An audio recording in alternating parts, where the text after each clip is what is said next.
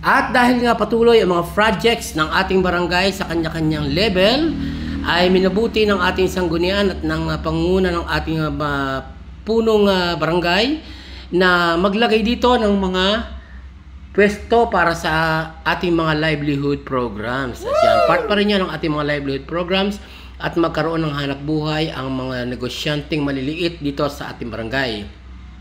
So, under construction na for today's vlog, ang tabihan ng Apolonio M. Lirio National High School bago pa tayo makarating doon sa Balele Oval Field. Ayan, madadaanan natin yan. Ito, ang harapan ng ating barangay hall. Ayan, sa may tabihan. At ito ay tagiliran ng Apolonio M. Lirio National High School. At yung kalaparang yan ay magkakaroon ng mga kung ilan, 5 or 4 na pwesto. Yan. Pati yun. May bandang yun. Sa may food court na yung dulo. Ay lalagyan din ng pwesto. At kasalukuyan nga ginagawa at under construction ang mga maliliit na pwesto diyan sa ating kalaparan ng ating Balele Oval. Yan. Malapit yan.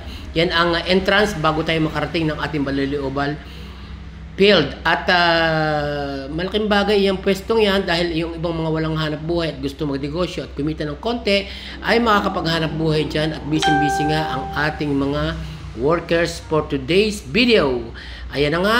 At ito ay lalagyan na pag okay na yung daan na yan, ang tindahan na yan rather, ay papalitadahan na rin yung daan na yan at magkakaroon na diyan ng magandang pwesto ang ating mga maliliit na negosyante na gusto magtinda dyan at naunang nagpa-reserve. Take note, yung mga naunang nagpa-reserve ang magkakaroon ng kakataong makapwesto diyan.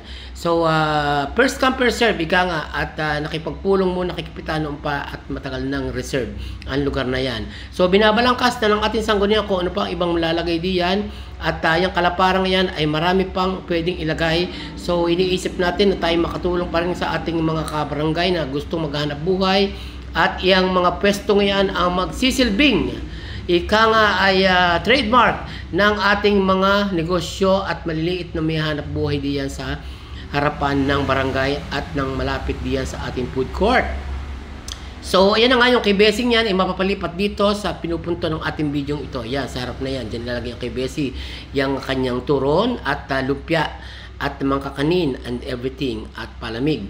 So, inaasahan ng ating sanggunian na ito ay matatapos sa lalong madaling panahon at baka sa mga susunod na buwan pa ay di na natin ganapin sa ating Balele Gym naman ang ating mga events at ang ating mga party or Christmas party ng iba't ibang samahan at malaking bagay talaga din lalaong bagay yung mga pwestong yan na magsisilbing